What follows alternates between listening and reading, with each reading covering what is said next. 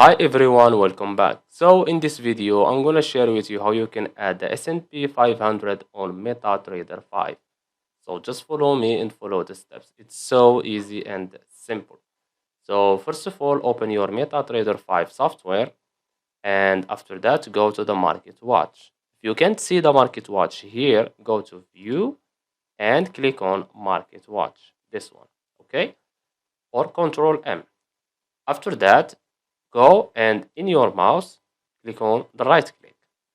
Okay, now go to symbol and click on it and go to indexes, this one, and choose S&P 500, this one, Standard and Poor's 500. Click on it just one time and click on show symbol. After that, click on OK. Now as you can see, this is the S&P 500. Now drag it and drop it on the chart. Standard and Poor's 500. That's it. So I hope you found this video helpful. Don't forget to give us a like and subscribe. Thanks for watching and see you in the next one.